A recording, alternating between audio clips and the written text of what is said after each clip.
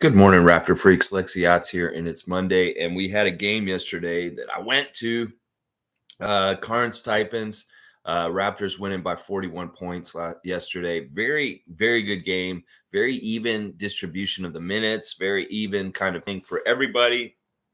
And we got to see a showcase of everybody coming into the game at different times and seeing different stuff. I'm gonna have the 5 stars of the game.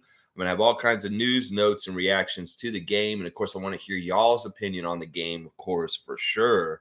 What you thought about the game and stuff. I was lucky to go to the game with David and Peter, and unfortunately, we tried to go with Bradley, also Canadian cowboy and his wife, but it didn't work out. I was so shocked. The demand for this game was crazy, y'all.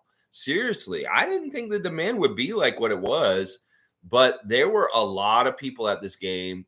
There were a lot. It was very difficult to get tickets.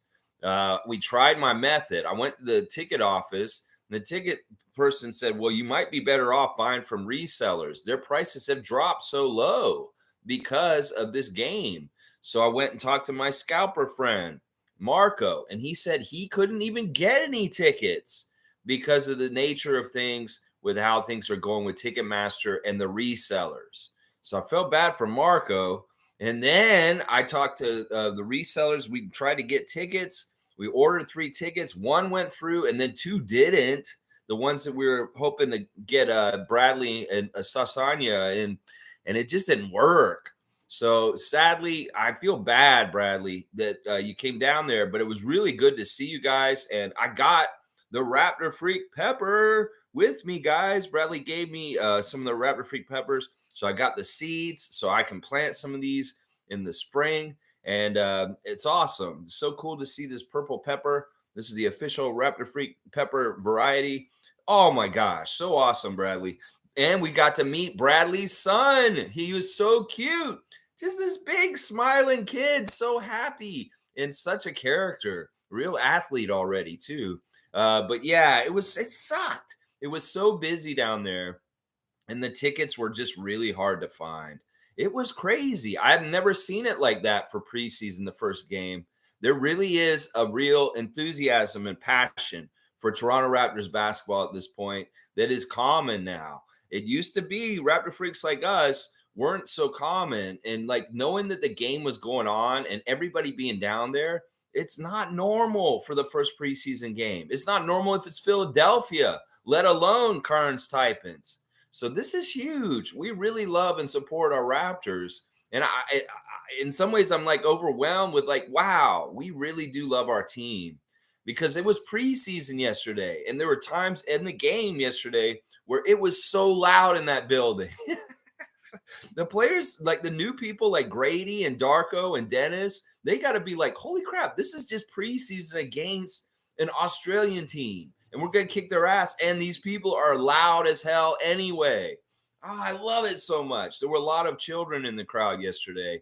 So it was very screeching and loud. Ooh, so loud, so loud. But I really enjoyed being there with David and Peter. We had a blast. And just so much fun to watch the team with these guys. And we have all kinds of notes from the game yesterday. I'm going to get into them. Nameless is first in the chat today. Good morning, everybody. I hope you all see why the NBA champions are called champions of the world. The same thing would happen if they played any other team. Silly debate in my mind, not even realistic. Well, Nameless, there's levels to this. You know, the NBL is not a better league than the NBA. That's for damn sure. And listen, Jose's actually talked about this in the last day or so. Jose Calderon, great Raptor legend, point guard, saying that Real Madrid beat Dallas last week. So listen, the thing is, when the NBA teams are complacent and they don't take things seriously, they lose. They got to be real careful. And you got to understand also, Nameless, that team we beat yesterday, they beat the Phoenix Suns 2 years ago in their preseason game. So listen, let's not do this hard line on this. That's not a good example of a team. First of all, they had their captain and their center and another player all out And part of the reason why they had Elfrid Payton yesterday is they had an injury replacement because they didn't have enough players to play the game. So they went and hired mercenary Elfrid Payton, formerly of the Orlando Magic. If you saw, he came out in the game and he killed things because this team is hurting the Cairns Taipans. That team was missing their center and their captain and a couple of other very key important players. So that wasn't even the full strength Taipans. But you're right. In some ways, you're saying this and this, but that's not totally true. There's levels to this. Real Madrid in their league is a lot tougher league, and they can compete. They can do some stuff. Although Jose says he doesn't think that they could, though. Jose Calderon saying it's like, I don't know. Real Madrid may not be a playoff team in the NBA. It's, this is a great debate. And I'm going to tell you right now, you may be still right now, but you may not be right in 3 months. You may not be right in a year from now. And I'm telling you, the rest of the world's catching up. And the reason why is because Americans are not training kids the right way on how to play the game. They're not. They're more focused on individual skills. They're more focused on shooting than anything else. Some of them are more focused on ball handling than anything else. And there's a lot of team aspect that's getting lost in between everything. That's what I'm saying. The rest of the world is catching up. The NBA and basketball, the Americans were the dominant people in that league, but it's not true anymore. Look at how many of the last MVPs have been from other countries. The rest of the world is catching up. You want to sleep on this still, Nameless? You go ahead. But the game last night isn't a good example of whether they're catching up or not. That team was hurt, and that team is not that good anyway. They needed to just come over here and play a couple games. And we wanted a test dummy to beat up on, to get some good feelings and momentum going in the season. So don't get it twisted. Last night's game is not a game to judge anything on. Last night's game, I don't think it's silly. And as things continue, I'll continue to bring up the debate, and we'll keep revisiting where it's at. How about that? Because it's getting closer. It's not getting further apart. The rest of the world's catching up more and more. Canada's catching more up with USA. Europe is catching more up with USA. Even Asia is catching more up with USA. Australia catching more up with USA. It's just the damn truth. And it's going to catch up more and more until the States stop being so arrogant and cocky with the way they train their players. Seriously. Trevor's saying, good morning, Raptors family. Good morning to you, Trevor J. Commissioner Trevor J. and the Trevor J. Cup right here for the in-season tournament. We're going to see who wins this in-season tournament trophy. That's right. Trevor's saying, bye-bye, Taipans. Take this 41-point beat down before you go home. Jeez. Trevor is such a benevolent host. All right, so this is basically how it went down. Bull Cole put the Taipan snake in the arena, and OG came out with a big great horned owl on his arm. He looked so stylish. He was like wearing the falconer suit, and the owl had the little hat on the head so it couldn't see. He took the little hat off. The owl saw the snake in the ring, flew down off his hand right away, grabbed the end of the snake, not the head, and started beating the head back and forth on the ground until he beat the snake to death. That's how he beat it. And then he ate it because the owl will eat the snake. Yes, it will. That owl ate that snake and devoured it. Real up. Nice. Yeah. So there you go. That's what happened in the marquee main event matchup right there. That owl ate the snake, and OG just stood back and watched. That's all it was. Yeah. There you go. MSJ's here. Good to see Chris. So our team high scoring guard, Javon, showed me something. He's a quick slashing guard who is quick to score in a few ways. Flynn was better. Dowtin looks solid. Noel and Harper, not so much. All right, let's do the 5 stars. In MSJ's do this in reference to our third point guard battle. All right, let me do the 5 stars of the game for the game yesterday. I think my first star is Chris Boucher. It's really interesting what happened with Chris. Once again, in this game, Chris is showing his intangibles and just how important and great he is. Darko making a joke after the game saying, if I learned anything about Chris Boucher so far, it's that he's skinny. I don't know. He was also saying that he's key and he's very important. Chris was 3 for 6 in 13 minutes. He had 12 points in 13 minutes, 3 offensive rebounds with 8 rebounds altogether, 2 steals and a block. Just a fantastic game by Chris.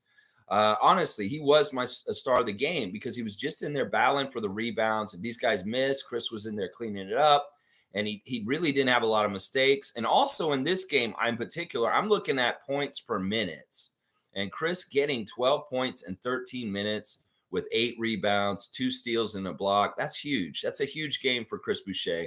So he's my number 1 star of the game. And he had a really solid game against Sacramento already. So that's 2 really super solid preseason games by Chris Boucher, cementing his place in the Raptors rotation for this year, just like he normally does this time of year. This is a change. He's got to reclaim his role again, and he knows what he's doing out there. He's doing it. He's doing that dirty work. I love what Chris is doing. Chris is just like a Dennis Rodman, y'all. Sometimes all he cares about is going in and getting that offensive rebound. And there was also something I noticed. I said to David yesterday that even when Chris is getting in there and he gets a rebound, all of a sudden Grady's shadowing him as being the next guy coming in, as the next layer of I'm going to come in and get the offensive rebound behind him. I got his back. So I really like that mentality by Chris on the rebounds. And I love that Grady is showing a propensity to go and crash the boards also. So that was really cool. My second star of the game is Javon Freeman-Liberty. And it really was because this man, look, he played 14 minutes. He scored 15 points. He filled it up. This is what we said we're going to get with Freeman-Liberty, a hooper, a guy that can put it in the hoop. And he did that. He did very hoop kind of things, whether it was getting the pass from Marquise Noel on the cut on the baseline to lay the ball up in transition, whether it's just a quick first step move to get to the basket and lay it up himself, and a couple of big shots, including a 3-pointer bank shot at the top of the key. Javon Freeman-Liberty was fantastic, Chris. I agree. And I really like what I'm seeing from this guy. He could very much end up being on the main roster, helpful in getting scoring points for us whenever we need. He really is like a Lou Williams type player, I'm telling you. 7 of 11 from the field for JFL, 3 rebounds, 2 steals, plus 17 with 15 points. Our leading scorer, as Chris put it. Yeah, Javon Freeman-Liberty, fantastic in the second half of the game. My third star of the game is Siakam. Siakam was super solid in his game. He was stat stuffing. Even though he wasn't scoring a lot, he did score. He got 12 points in 17 minutes on 5 of 7 shooting. He hit the only 3 he took. He hit his only free throw he took. But 3 offensive rebounds, 7 rebounds, 5 assists, no blocks or steals, and 12 points. I thought Siakam was just solid.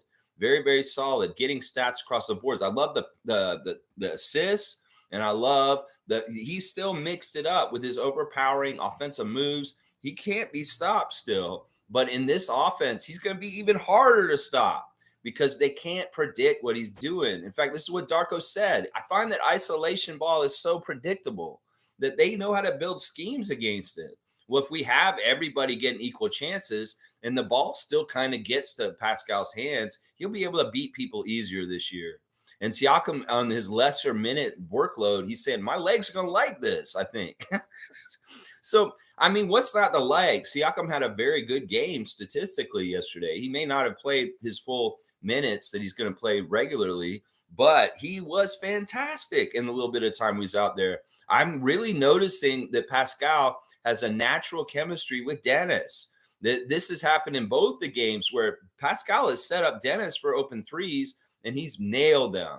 So I love that. There's already a burgeoning connection and chemistry between Schröder and Siakam, and it's very, very natural. Very, very natural. So Siakam, my third star for the game last night. Jeffrey Dowtin Jr. is my fourth star. Jeffrey played almost a perfect game. In fact, right at the end of the game, he did not want that turnover because he had a perfect game going. He had not missed, and he was playing so well. Of course, he got in, and this is such a key time for him to kick ass because he's in trouble a little bit.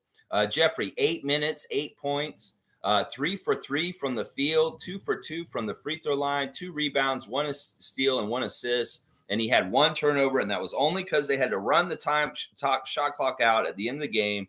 And him and Javon and Marquise were kind of throwing the ball between each other, saying, I don't want it. I don't want it. So Jeffrey ate the turnover. And I'm telling you, he had a perfect line. I love what happened with the Javon Freeman-Liberty score, and then they're coming back the other way, and Jeffrey steals it straight up.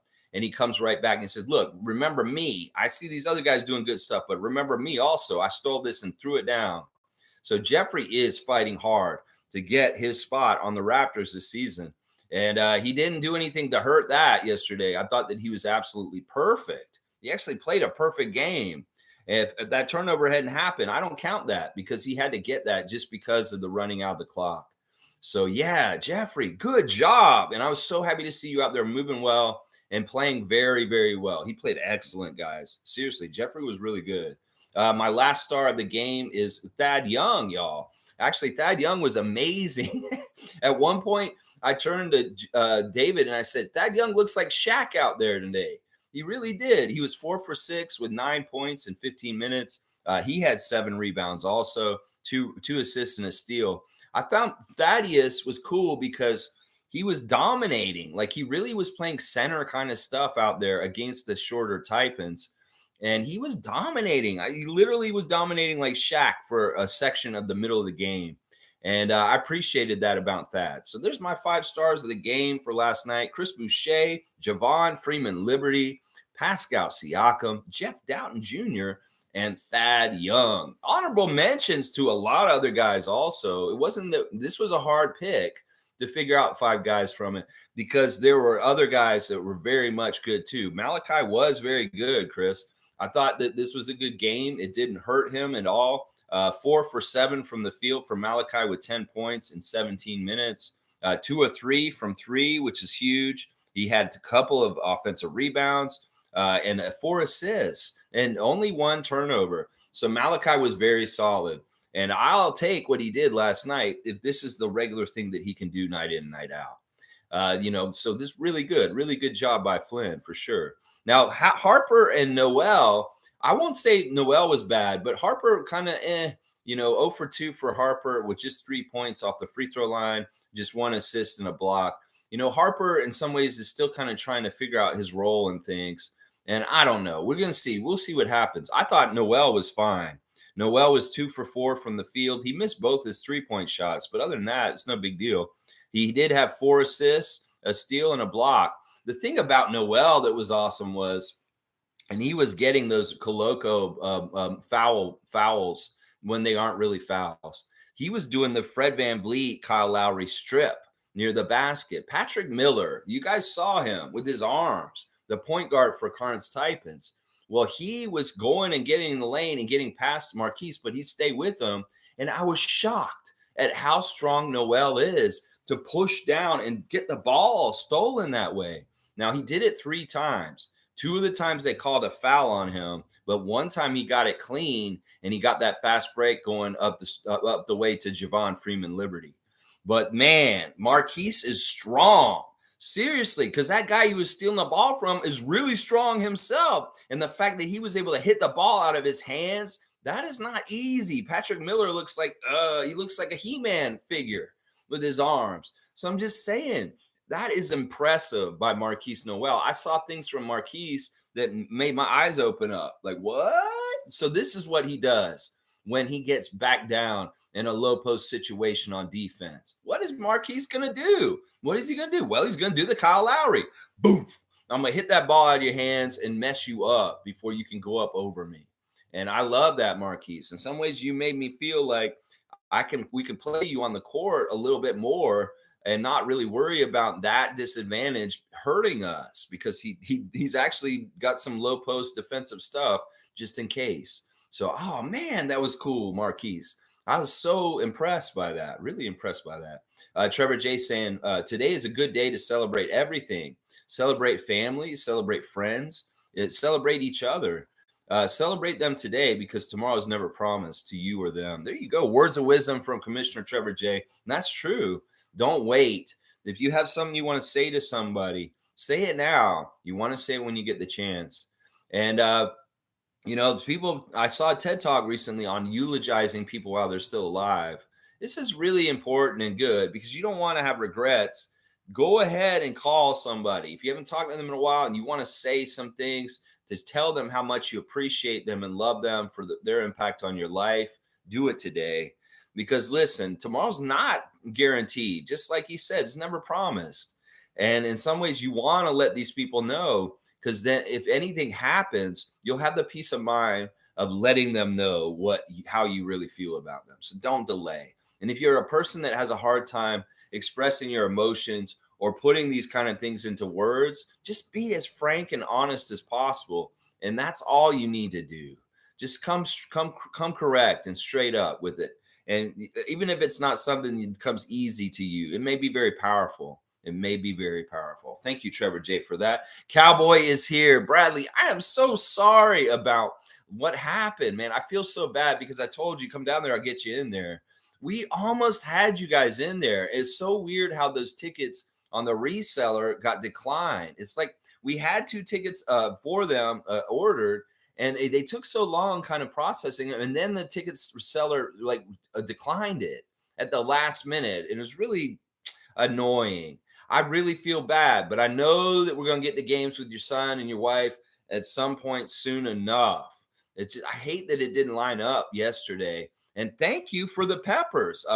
We couldn't bring them into the arena, so David stashed them outside in the wall, and they were still there when we came out. So I got some more of the peppers. I got 2 of the Raptor Freak peppers right here. And I got some more of them from the bag also here. So Bradley, thanks once again for the peppers, from your 4 pounds of peppers. I love it, man. And I love meeting your wife and your little boy. So cute. So cute, man. And I'm glad we got pictures with them too. So awesome. All right, let's see. Good morning, Lex. Bam, and Raptor Freaks. Let's go. I think Darko dropped the Taipan in his cast iron skillet. Yeah, I don't know what snake tastes like. I wonder what it tastes like. And also, if it's a venomous snake, you got to worry about what part you're eating, I think. I don't know. Owls can eat a venomous snake and they won't die. I was actually looking this up last week in research for this segment. And I was like, yeah, owls can eat venomous snakes and they don't die. It's because the venom, it has to puncture into your skin through the fang. And I don't know if they avoid the venom part of the snake or what. I don't know. But for some reason, they can eat a venomous snake and it won't kill them. But yeah, good stuff, Bradley. And once again, man, my heart warms when I see you yesterday. And man, I wish we had gotten you in the game, but it was a zoo down there. It was absolutely nuts. I couldn't believe how many people came for the first preseason game of the NBA season, the Raptors against Cairns Taipans. Big showing out very much for a game like that. Holy crap. The game against Taipans in Washington, hardly anybody there. That's what I'm saying. We're arriving, baby. We love our team and we support it. And we are thirsty to go to more Raptor games, obviously, because everybody showed up on the first day. There was no oh, the game happened and nobody knew about it. No, they knew about it and they were all down there and they were ready to play, ready to watch them play. That's so awesome. Tom Duke has got Darko with the owl and the skillet and the snake, just like Cowboy said. I see that. Tom, I've missed your little emoji language things. I wish we do that every day at least once, because I love that. Yeah, I see Darko there. And he's standing there with the owl, and they're cooking that snake up good. There's the plates too. And 100% Canadian maple syrup. That's right. That's right, Tom Duke. There was a lot of maple syrup last night. I was telling David in the fourth quarter, it's like, can we win by 40? And yes, we could. In fact, the 41-point lead that we had at the end of the game was the highest margin of the whole game. It's like right at the end, we spread it right out to the most spread out. 41-point lead, the highest lead we had in the whole entire game, right at the end of the game. 41-point win. I love it. MSJ saying, let's see what Chris is saying. When the Mug Brothers, it was kind of the Mug Brothers were in effect yesterday, but it wasn't really mugs. Chris is saying, Cowboy, yep. And my hot sauce is in the jars. How's yours coming along?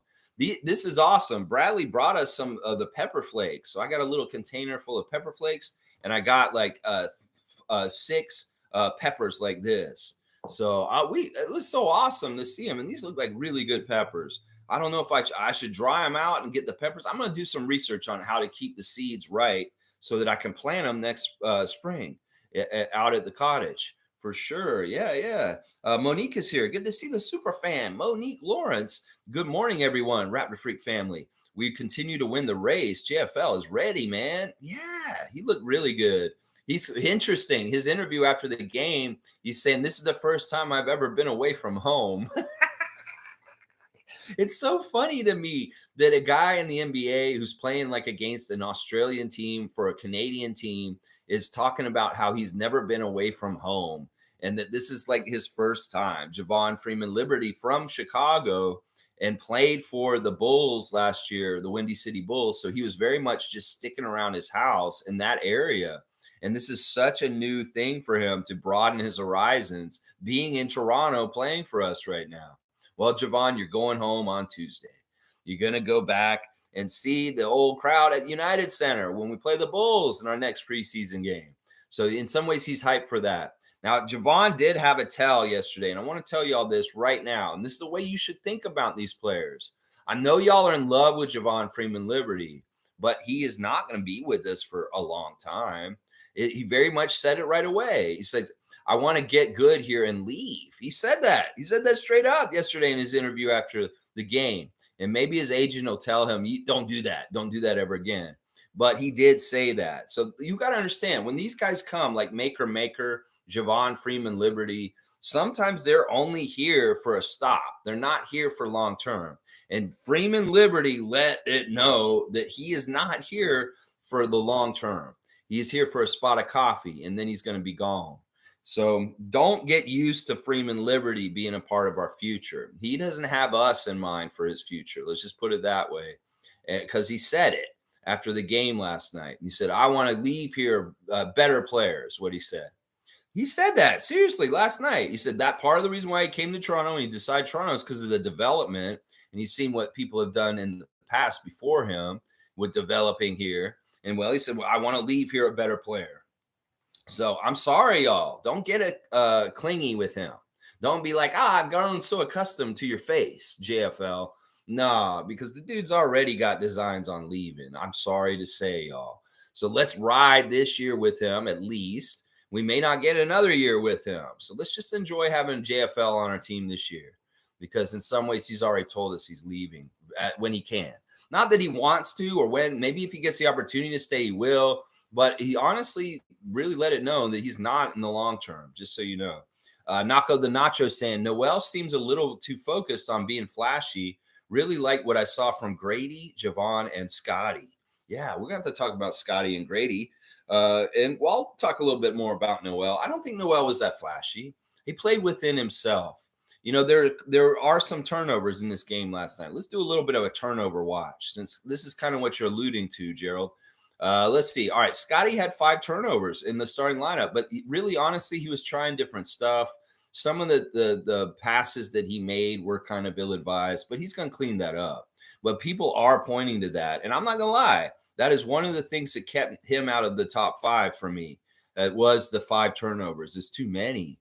And having only 4 assists, the 4 assist to 5 turnover ratio is not the best. But once again, this is an area where Scott is going to have to improve and he'll be fine. But otherwise, he had a fantastic game. We saw him get a very monster jam coming down the lane. That was a perfect play, that give and go with Siakam, where he just kind of tossed it to Siakam. Dennis threw it to Siakam. Then Siakam back to Scotty. He had the open lane. He went right down and threw a monster jam on them. It was funny because Scotty on Twitch the other day was talking about his bag of dunks. He's like, "Well, what are my dunks, y'all?" And he's like, "I've got the 2-handed slam. I've got a windmill. I've got a 360. I've got the tomahawk." He's like going through his names of all the dunks that he can do. I really like that touch pass that Scotty did at one point. Dennis throwing it to him, and he just touched it and guided it to Chris, who got the basket. That was fantastic by Scotty also. But those turnovers are a little bit of an eyesore on the box score today. But I'm sure he's looking at them too today and maybe looking at those specific plays on the tape and understanding where he went wrong on them. That's the whole way you get better. You look at your mistakes, you see what the decision could have been different to make it outcome better, and then you try and adjust. And I think that, that there's work for Scott to do that in that department for sure. There's work for him to do that. But honestly, he had a solid game, very similar to Siakam in some ways. 14 points, 5 rebounds, 4 assists, 2 steals, and a block. That's stat stuffing by Barnes. It's just the 5 turnovers. Look ugly, ugly. As far as other people with turnover issues, 2 turnovers from McGee off the bench and Noel with 2 turnovers also. But Noel did get 4 assists, so he still has a 2-to-1 assist to turnover ratio. I'm telling you, I'm going to be gauging these guys if they're point guards on our team on turnover to assist ratio. And yeah, Scotty didn't have a good one yesterday. But yeah, flashiness has no place in this. But if guys are using unique talents and they have good skills like dribble, between the legs passes, over the shoulder passes, no look passes, if they have the skills and they can execute it and they can do it right, I have no problem with flashiness. It's just that it's got to be executed and it's not going to turn into a turnover. So, yeah, Gradey, very interesting. I thought he was solid. He came out, he looked like he was smooth within the game. He didn't look awkward. He didn't look like he didn't belong. He was very much fitting in. I thought he looked great. 2 or 7 for Gradey in 17 minutes, 5 points. He did hit 1 3. He had 2 rebounds and 2 assists. Not a huge stat line, but just a little taste of Grady Dick there. Maybe I shouldn't say that. But yeah, really nice 3, the one he hit. And, he's going to clean things up and improve and get better and better. So I don't mind the game from Grady. Wasn't super stellar, but you know what? It's a learning curve. It's his second preseason game ever as an NBA player. He's 19. Yeah. So there you go. Monica's saying Jeff Dowtin. That is all. Yeah. I love that he was perfect. He really was perfect. And he's determined. Oh my gosh. I can just feel his energy that he is wanting to be on the Raptors this year. So Darko, you're going to have some tough decisions to make because Jeffrey's not going to make this easy for you to say, oh, you're non-guaranteed. You got to go. In some ways, I do not want Jeff Dowtin Jr. going to work with Nick Nurse after us. So we need to figure this out, Bobby Webster. Seriously, we really do. G saying Jeff looks even better. Javon is confident. Maker has potential. Flynn looked better. Noel needs to let the game come to him. That's a fair point. Still cheering for him. Scotty's shooting 3s. Pascal's passing his fire. I really love that we opened the game with 3 3-point shots, and we hit all 3 of them. And they just came in very natural, easy ways with the guys just nailing the shots. OG, Dennis, and Pascal hitting 3s early. And Scotty even hit a 3 early too. So fantastic way to open the game. We're not always going to open the game with shooting 3s, but in this case, it worked. And OG, a dead eye, 3 of 6 from 3-point range, and then a Pascal's 3 looked really good, and so did Scotty's. So, and I like the whole fact of Pascal going in the paint and kicking it out to Dennis, and Dennis hits a 3 too. So, yeah, really good 3-point shooting right from the start. Maker, very interesting later on. We see him get a breakaway dunk. That was nasty. The Saborin brothers were very much like, whoa, this Maker guy's cool. He was cool. He's very interesting. He's got some skills for his height and his size as far as dribbling and, other stuff that normally people his size don't have. So, yeah, Maker has a lot of promise. We'll have to see where he goes to. But yeah, I thought Jeff was perfect yesterday. Javon was awesome and amazing. He's absolutely that fill up the hoop kind of guy that we needed the last couple of years. And Flynn was better than the first game for sure. I definitely agree with that also. Let's see. Fiercely saying, good morning, fam. Happy Monday. I truly enjoyed the game. The ball movement was phenomenal. Lots of turnovers due to the multiple assists, but they're still getting accustomed to playing together. Actually, the turnovers weren't bad in the game last night, Fiercey. They only had 19. Now, they had 29 in the game before, so they cut 10 turnovers down against this team. I mean, it is a lesser team, and they shouldn't have a whole bunch of turnovers against them. But in some ways, turnovers are just going to be happening, and I have no problem with them. It's just that there's got to be some sort of a balance. But let's just say this. If the byproduct of having a few more turnovers is more entertaining, fun, winning basketball, where they're moving the ball and we're getting good open shots, and, it's just fun to watch. I mean, these 2 games so far have been absolutely entertaining and fun to watch. It's amazing how it could be so different with the coaching style and how the coach is doing things with how much you enjoy the game.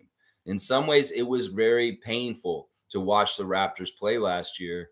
And I don't think it's going to be like that this year. Even if we're losing, I feel like we're going to have some fun, even if we're losing, because the excitement of possibly coming back and being able to make really awesome plays happen is there. So this season is going to be fun, Fiercey. I'm all about it. And I truly enjoyed the game also. Being there downstairs in the 100 level.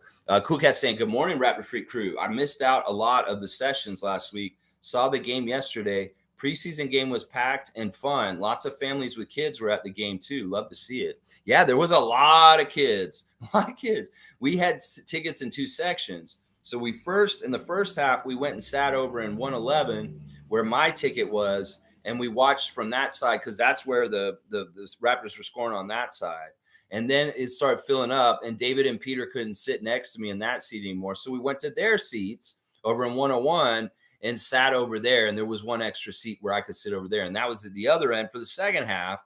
And we had the Raptors at that end also. So we were at the ends of wherever they were scoring between the 2 halves. But when we went to the second seats in 101, there were so many kids over in that area, and they were all so loud and screechy. It was hilarious. It was like the school days games that they do for the G League, for the 905. They'll have like school buses full of kids come in during the season, which for a school field trip, reward trip, and it's all kids. It was a little bit like that kind of crowd last night. The very, very high percentage of children at the game being very loud. Very, very loud. And Cool Cat had fun at the game too. Too bad we didn't see you, Cool Cat. I know that you're going to be at a lot of the games. We're going to figure this out. We're going to link up at some point for sure. But yeah, I was there with David and Peter, and it was fun. It was very loud, very, very loud for sure. Carlo's here. Good to see Carlo JS. Morning, fellow freaks. Good morning to you, Carlo. Always happy to see Carlo JS in the chat. And Shaq Lindsay's here also. Good morning to you, Shaq Lindsay. Fiercely saying the pepper looks hot. Yeah. You watched the game on TV. It sounded dead in the arena at some point. We were leading by a lot. It was not dead in there. Trust me, it was not. It was very full too. Like there weren't that many empty seats at all. It's insane how full it was. I can remember going to a preseason game 2 years ago after they came back from Tampa, and nobody was in the arena. Joel Embiid and the Sixers were playing us, and nobody was at the game. I remember Adriana and I were sitting, and we had a whole upstairs section to us. Like 320, we had the whole damn section. Nobody else was sitting in there with us. Of course, it was a pandemic. A lot of people didn't know they were back. You know, it was also they came back from Tampa, and they weren't very good at Tampa. But it's insane in 2 years how much more people are at the first preseason game. Like even last year when we went with Sue, I went with Sue and Adriana. It wasn't as packed up as it was last night. And that was against the Bulls last year. It's really crazy how busy and packed up it was. Yeah, this Raptor Freak pepper. Look at that. It's so beautiful. Look at that purple. Look at that purple. Yeah, it's going to be hot. I'll bet it's hot. Maybe I should eat one and save one. I don't know. I could eat it and still have the seeds, I guess. Yeah. Nako the Nacho Sam, from what I heard, Cairns isn't even that good in the Australia League. Well, they're in a weird place. Gerald, they're kind of like the 3rd or 4th best team in the NBL, but they're hurt and they have all kinds of bad luck right now, like major players sitting out and not being able to play. Darko had very, very encouraging, glowing things to say about them, saying that he liked how their spirit was and how they fought. I said to David at one point in the game last night, the Cairns strength is that gutsy, I'm playing like from my life kind of like toughness. They were just scrapping. They were being as scrappy as possible to try and be competitive. And you got to give them that. They were really putting a lot of effort. And like I said, there's only 10 of them playing last night. We played like 20 people. So there's all kinds of unfair advantages for them. They're missing key people that are hurt. They're missing their center, their tallest player. Their coach is under fire because he might be getting fired when he comes back to Australia. There's all kinds of things going on with their team, and they're in a bad place. So in some ways, we're catching them in a bad place. You got to remember also, they're playing in the middle of their season, And, they've been playing for a while. So there's injuries and there's a little bit of wear on them because they've been in the middle of their season already. So there's all kinds of stuff. They're actually a pretty good franchise over there. The other thing you got to remember about Cairns Taipans, and this is very interesting about them, is that they're not for profit. They're a team that runs for non-for-profit.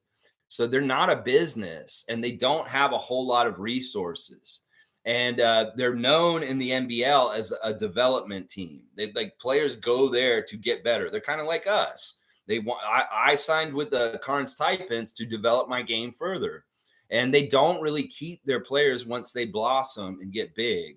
So in some ways, they're a farm team. Let's just put it that way. So it's very interesting, that team and what they're going through, and realize those are some of the reasons why.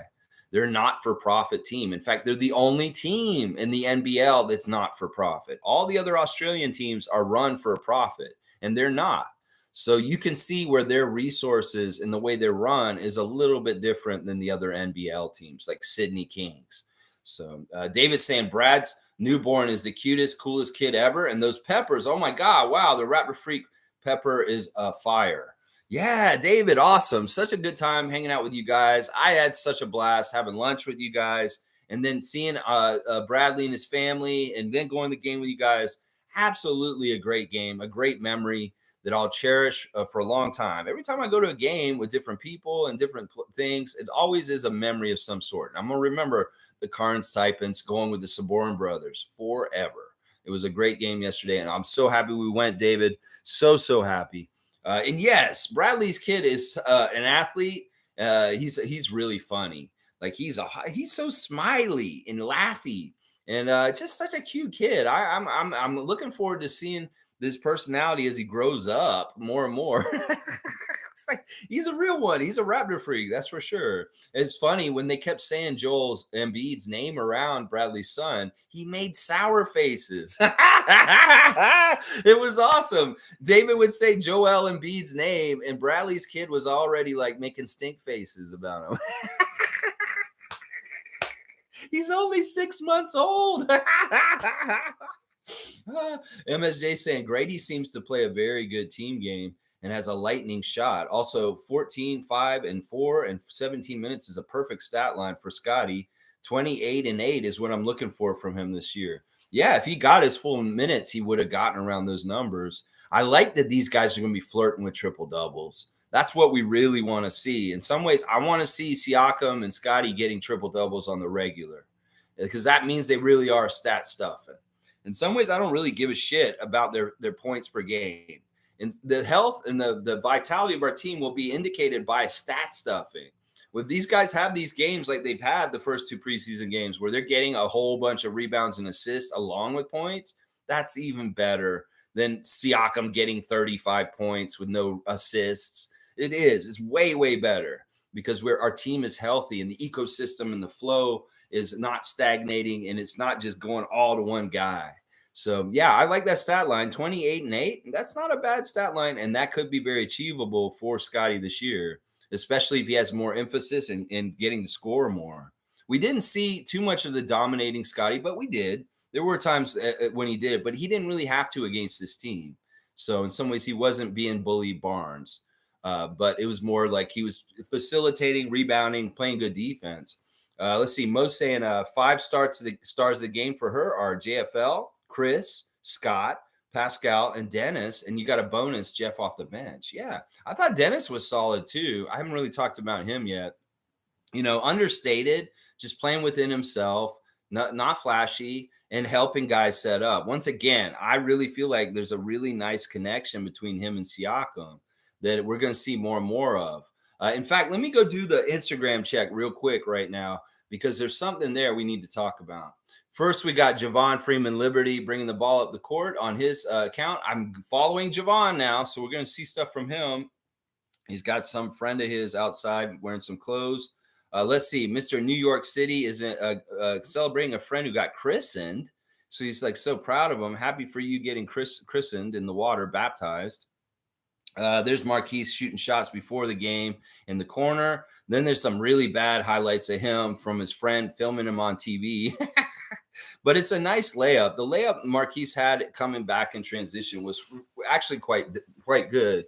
But yeah, his friend Young Wave, you need to like. I guess you can film it off the TV like that, but it's not the best. Maker showing his dunk in transition on his account. Beautiful, beautiful dunk. Doesn't even look like he gets up there. And I'll say Precious was one of the best cheerleaders on the bench last night. He was getting up and showing so much enthusiasm for everybody else. It was amazing. All right, y'all. We have a really weird thing that's happening on Grady Dick's Instagram. He is in a new music video that dropped late last night from Adonis. Adonis, Drake's son, has his first ever music video, and Grady Dick is featured in it. There's a scene where a part where they're in the OVO Center at the press table, and it's Drake, Adonis, and Grady sitting next to Adonis in the video. So I don't know if this is how you are arriving, Grady, but you're in Drake's son's first ever video, and it's very goofy. It's called My Man. And the thing is, listen, Drake, I get it. You think your son's a genius. You think your son's a genius, just like every parent thinks their kid's a genius when they're growing up, except you have a lot of money and you're going to promote and put your kid on blast, whether it's the artwork for the album or this weird freestyle rap that Adonis is doing. Man, this is in some ways really cringy to me. Seriously, some people may buy in and think, oh, this Adonis thing is really cute and really neat and stuff like that. Not to me. I mean, this kid is just like, it's just like any other kid doing this. It's just that he's Drake's son. I'm sorry. I'm not trying to be a hater completely, but in some ways, this is ridiculous, Drake. That art that he did is a kid's art. That freestyle rap he did is a kid's freestyle rap. There's nothing special about it. I'm sorry. Maybe there's a little bit of indications that he has a similar style to you and some of the things he's doing, but it didn't make total sense either. He's rapping that he had an iPad and he broke the iPad. It's not even he's rapping. He's just talking. This, I don't know. And anyway, I should just stop. I don't want to be too much hating on Adonis. There's no reason to do this. But in some ways, I'm like, this kid should not be put on blast like this so young with his artistic endeavors. I'm telling you, it's not like that song, My Man, should become a hit or anything. It might, and it'll be ridiculous. Is it like, what the is this? We're going to like send kids finger paintings to the art museum and put them up on the wall now? Come on, guys, come on. So yeah, Grady's in the new Adonis video as of last night at 11. Hilarious in some ways that he's in this video with him. Mohamedou Gueye is putting on blast his dunk from the game. He did get up there with a nice dunk there. Let's see, Thaddeus Young always putting on blast. Reform Transportation, they're hiring truck drivers, y'all. So if you're interested in driving a truck for Thad's company, Reform Transportation, they need you. Logistics. And then Thad showing a picture of him with his sons, Taylor and Thaddeus Jr. At courtside. And there's the picture of Mrs. Young taking a picture of Thad in the timeout, and he's giving her a little kissy face. That's right. Ron Harper Jr. showing some highlights from the game last night himself. And then the Raptors doing their thing. And Dennis Schroeder, Atelier Drip, of course, go get his cologne. And he's showing the legendary game day blogs are coming back. So we're going to have Dennis is going to put stuff out every day almost, depending on what's going on with the games. So we're going to get like his takes on what happened in the games from his YouTube channel. So if you have not followed Dennis Schroeder yet, you need to, because he's going to be giving you insider information from his YouTube. He's got the world champ shirt on one of his Instagrams here, where it's the German world champion shirt. I love it. It looks like fire. Also, game day, there's his locker with his number, and they've got the umlaut over his O on his name. Unlike at FIBA World Cup, we got his locker right away, and it looks so classy. And you can tell Dennis is just eating up being a Raptor right now. There's a nice picture of him getting a Chris Boucher up off the ground, and it says, "Great team win." Dennis is a really good teammate. There's a picture of him. Arena was rocking, packed out arena. See, that's what I'm saying. Dennis has to be impressed. This is like a preseason game against an Australian team, and we showed up. We showed up. That's right. And then I love this picture of him with him and Siakam high-fiving each other, and Siakam and him are shaking hands in the little emote. That's awesome. I'm telling you, there's a bond between Siakam and Schroeder that needs to be discovered further because these guys are actually like on the same level, wavelength wise. So I love that. There's your Raptors Instagram check from yesterday. Very interesting. Of course, Ellen Schroeder dropping a clip on YouTube yesterday, documenting her life in Toronto, her new life, talking about shopping here and setting up the house, getting it ready, making another meal for Dennis. It was like salmon and asparagus and all kinds of stuff. Kareem Thomas, there's quite a menu that's building up from the Ellen Schroeder menu kitchen and what she's making for Dennis. So if you want to continue to get that meal plan, you got to pay attention to Ellen's channel. She's got a whole clip yesterday saying making a dinner for an NBA star. And yeah, it's cool, interesting clip. It's just there's always interesting, fun little tidbits in there that you learn about things with the Schroeders, and it's awesome. It's awesome to see, and it's funny because Alex on the clip says, "I don't want to make a YouTube channel because I feel like it would be too much like Joel's." He might be right. The content might be too similar to Joel's. So he's like, why should I make a channel too? So there's interesting stuff on Ellen's clips for sure. And I think she's adjusting to Toronto okay. She has a couple of gripes, but for the most part, I think she really likes the house that they're in. And you know what? She likes the city. She thinks it's very nice. They show them going for a walk in their neighborhood, and she's saying, "Oh, this is so nice out here." So good stuff going on with the Schroeders getting adjusted to living in Toronto. And I like seeing that. I like seeing that. Of course, Junior Schroeder has his little moment in there where he goes, "That's tough," to the camera. I'm always looking for Junior Schroeder's little "That's tough" motion in Ellen Schroeder's video. It's just like a little Easter egg. You got to look for it. It's there. All right, let's keep going. Top of top saying, I thought Dowtin and Javon played really well. I think they should be on the big club. Dowtin for his defense and ball movement, and Javon for his ability to create off the bounce. Yeah, I think they're both very valuable for what you just said. You're exactly right. I just feel like Jeffrey's so steady. Oh man, I am such a big Jeffrey stan, and I really want to see him make this team, but I don't know if that's what's going to happen. In some ways, we can look at the way that the players come in on the rotation schedule in the game last night, and you see where Jeffrey is on kind of like the tiers of where everybody is and way they look at it. He came out later, and he was one of the people with the fewest minutes.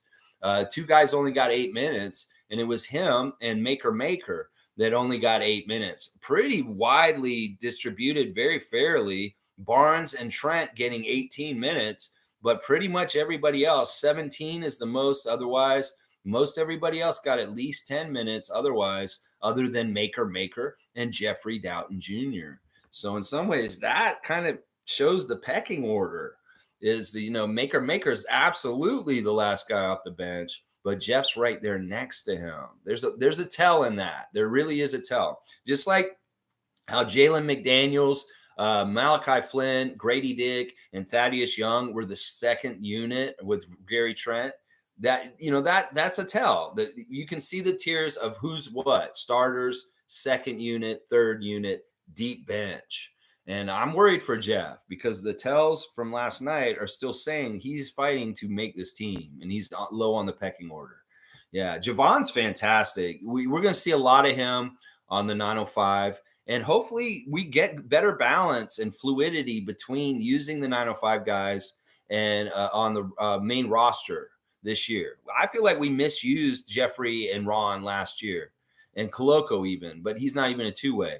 But the thing is, I would like to see them maximize the games that they get on the Raptors level. Like Jeff came close to, he used all his games by the end of the year, but it wasn't that he was used properly. Half the games he was available and he could have played, but he didn't. So that's part of it too, is like they don't want to suit him up unless they really feel like they're going to get a chance to play. Because half of the games Jeffrey could have played last year were eaten up by DNPs. So part of it is I want to see better coaching from Darko than Nick on how he utilizes our two ways and the 905 guys, and don't just waste those games. In some ways, I don't think he will, because Darko values getting different guys in for spells to give guys more rest, unlike Nick did last year.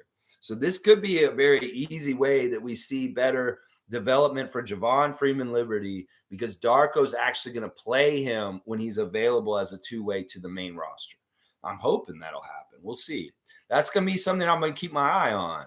And that will be a thing I point out that's a difference between Nick Nurse and Darko. If we get better fluidity from players that play for 905 and the main roster and why they're going to and fro with logic and makes sense. That's what I want to see this year, because last year, none of that shit made sense. It was in disarray. It was almost like Nick was trying to sabotage our team on purpose. Seriously, it did feel like that at times. I was like, what the fuck is Nick doing? Why does he have Jeff up and he's not even going to play him? You know, shit like that was pissing me off. Shaq Lindsay saying, Jeff should have been signed already. Freeman and Flynn look good, but Marquise is not ready for the NBA or the G League. I don't know if that's true. In some ways, I was more encouraged that he is ready because of the low post defense on Patrick Miller, not because of the way he stopped him.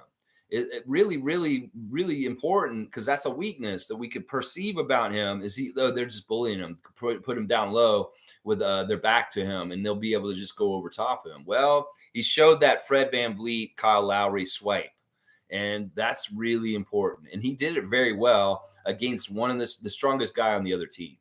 So I was impressed. Some of y'all seeing this and this about Marquise today, but I don't see. I see like it's gradual, it's development. He's got it baby steps. And in some ways, he can't have it all at once. And I saw good progress and very interesting things from him last night. So we'll see. We'll see. I like the idea that you're saying Jeff should have been signed already. Yeah, I agree with that. Fiercely saying, I was getting annoyed that everyone was on the court except for Dowtin. Why are they limiting his minutes? He had an instant impact when he stepped in. I don't understand. Yeah, I don't know either. In some ways, you know, sometimes you inherit things from the team before, and they may not be totally within your line of like plans. You know, in some ways, Jeffrey, and also especially since Nick has already said we want him for blue coats, it could very well be that Jeffrey Dowtin Jr. is highly valued by Nick Nurse.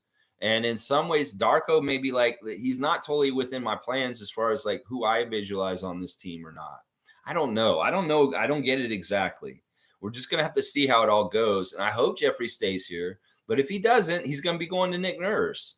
And that's part of what I don't like about it. Dana's saying, good morning, everyone. Good morning to you, Canadian Dana. Always happy to see you with the Raptor lineup.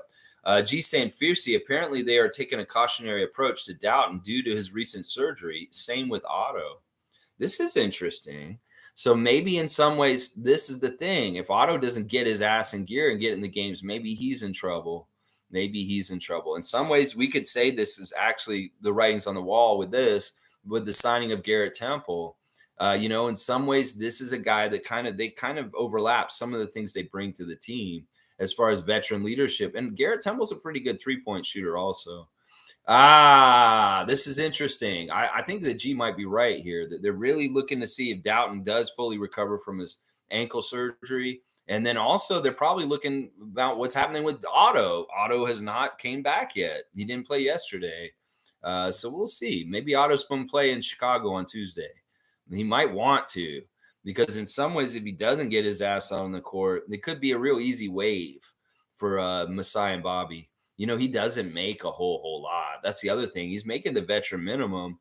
So I don't know. I don't know how they're going to do this. In some ways, Otto wants to just stay home and watch the baby for another year like he did last year. Well, you'll get paid, but we'll get Jeffrey to be on the roster and be able to play. And I have no problem with that in some ways. Carlos saying, hopefully we sign Jeff. I like Marquise, but he's not an NBA player. We're wasting a slot for him. See, this is two people that have said this morning. This is interesting. I don't know if that's true, though. I want to give this guy a chance, heart over height. And it's going to be tough. He has a real uphill climb. But, man, I want to give him a chance. And I think it's too early to say this, guys. You know, he's going to get this year for sure. It's not like we're going to cut him at the last minute to start the season. He's going to get his chance. And we'll have to see what he does on the 905 level. He may be way better on the 905 level than y'all realize. If he's like averaging 20 points and he's getting like almost 10 assists, y'all will be like, oh, wait, he can play on the G League level. So give it a little bit. This is a little too early to call things on Noel. And he really is just scratching the surface and getting his first taste. I'd say the same thing for Grady. Grady's really just scratching the surface too. And in some ways, Grady didn't look so super Grady either yesterday. I mean, he looked fine. He fit in. He didn't make a whole lot of careless mistakes. But I could say the same thing for Marquise. They weren't overwhelmingly awesome, but they weren't bad either. Neither one of them. Neither one of them. Let's see. Top of Top saying Malachi looked bad, and that's a game you can judge him on because it's not the best opponent. Malachi doesn't deserve to make the team. He didn't play well. All right, let me break down Malachi a little bit further because Top of Top's really coming at him. I actually thought Malachi was solid. And like I said, if he does what he did last night, I'm okay with it. He shot over 50%, 4 of 7. It was really nice to see him make both of his first 2 3-point attempts. That was a big gauge. I'm like, well, you got to make these open shots. Well, he did. He hit 2 of them right away. He did get 4 assists with 1 turnover, so his assist to turnover ratio is not bad. I don't know. I think that Malachi was better in this game than he was against Sacramento. But like Top saying, look at who they're playing. He should have been even better. I don't know. Let's not do that. In some ways, Cairns needs to be respected to a degree. To a degree, they need to be respected. Fiercey saying, okay, makes sense. Thank you, Ed G. There you go. All right, no problem. G saying Grady is on Adonis's Drake's son video. Yeah, he got his wish. Yeah, he's in that video. He's just sitting there and he's kind of laughing. It's a ridiculous video. I'm sorry. You know, I get it. In the 80s, they used to put cute kids on sitcoms to get people to watch, like Gary Coleman on Different Strokes and Ricky Schroeder on Silver Spoons. You know, I get that. That's used to be a whole thing. And Drake, you go ahead. It's your son. In some ways, though, does your son have the choice of this? Maybe, maybe not. He probably does want to do it because he wants to be like daddy. But I really feel like this is bad parenting in a way. In some ways, do you really want to make your son this young, that huge and famous? There's all kinds of problems this could cause because he's developing as a person. His brain is not developing correctly. You want to make an egomaniac? You want to make a kid that has no realistic sense of the world because he's treated in a different kind of stratosphere? Yeah, you may be setting him up for sadness and problems later on. There's a reason why child stars from Hollywood have very bad issues when they get older. And I just don't agree with this, man. Your son is fantastic. He's talented, but give him his due time. This is way too young, Drake, for you to put him on full blast. Way too young. I know you're proud of him. You want to do this. This is what parents want to do. Look at my kid. They get their wallet out and they want to show you pictures of their kids. Yeah, but you don't understand. You may be doing damage to this kid. And I don't want to say in like 20 years from now, no wonder Adonis, this happened with him. Seriously, we want him to be a smart, happy, adjusted young man as he grows up. And setting him up with this fame at this age right now, I don't agree with it, Drake. I think that you're really not thinking about things through in some ways. And I don't want you to give problems to your son unnecessarily. He may not even realize it till it's too late. And then he's really depressed because it's like, oh man, Dad, this is so cringe. Why did you put my art on your album? Like, seriously, I am so cringed about this at 19. I can't believe you put me out as a video when I was 5 years old. I should have never done that, Dad. Why did you do that? Seriously, I can see this shit happening down the road. Seriously. Top saying, I actually like what I saw from Maker as well. I think he showed me more than Marquise. Noel seems too small for the NBA. He's not athletic enough for his size. He got exposed on defense as he did in game 1. Wow, you guys are really on Noel. Listen, it's too early to tell this stuff. In some ways, it's already predestined.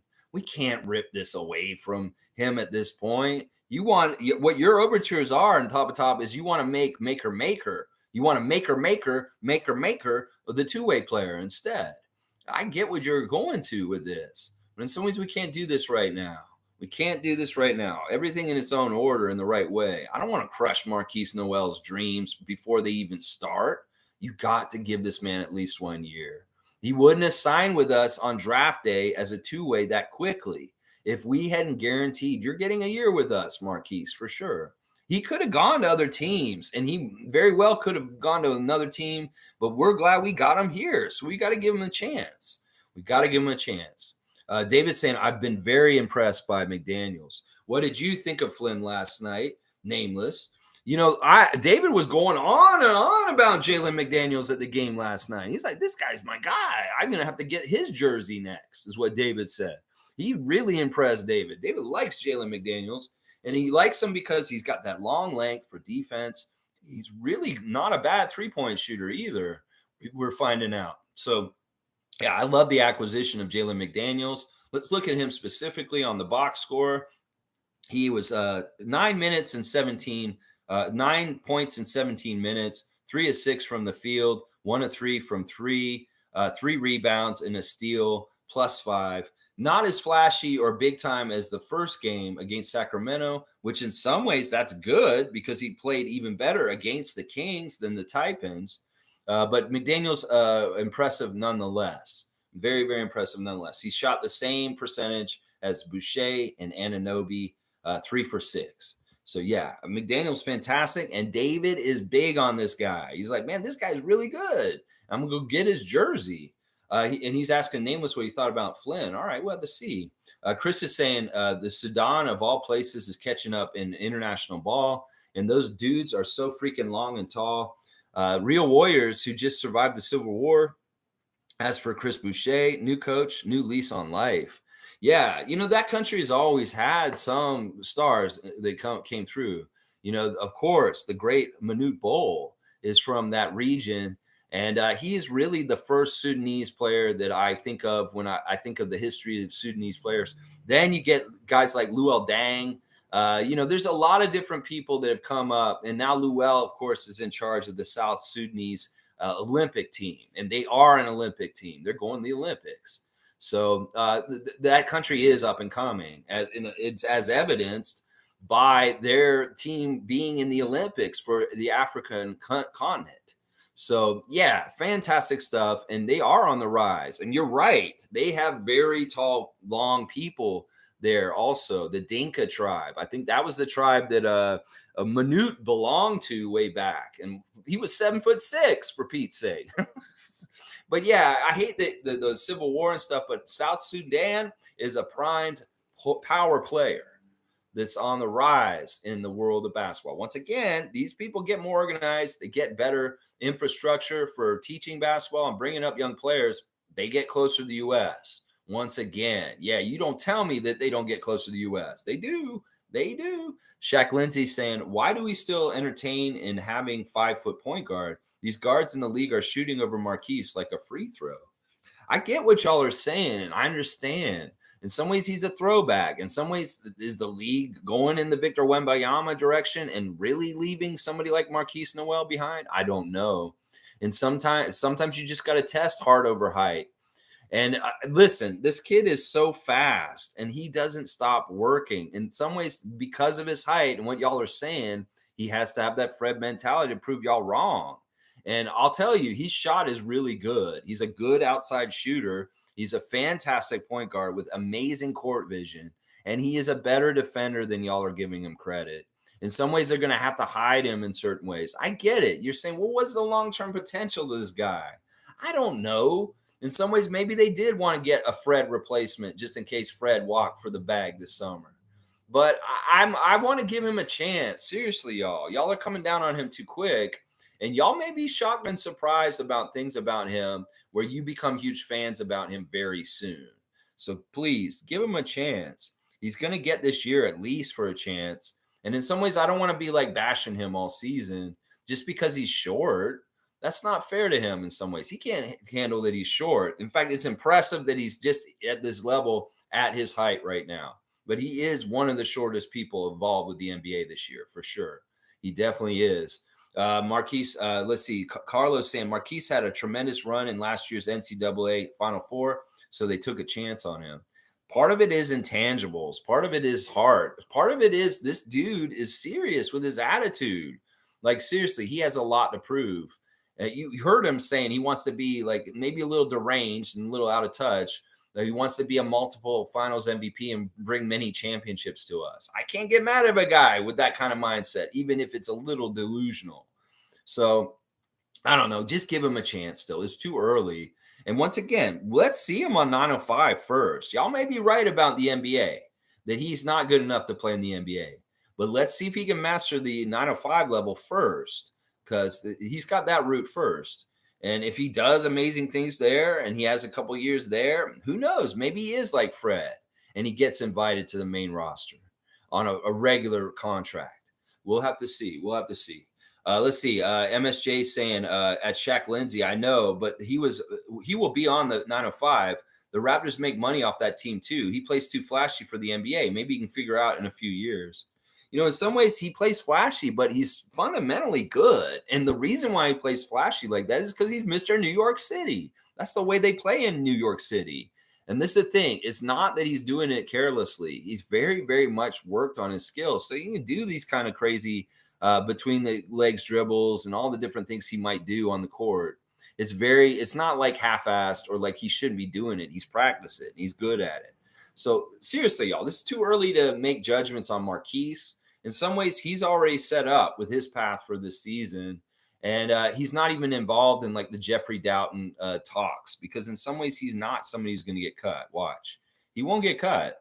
Let's see. G saying Thad was pretty good. He had some extra pep in his step.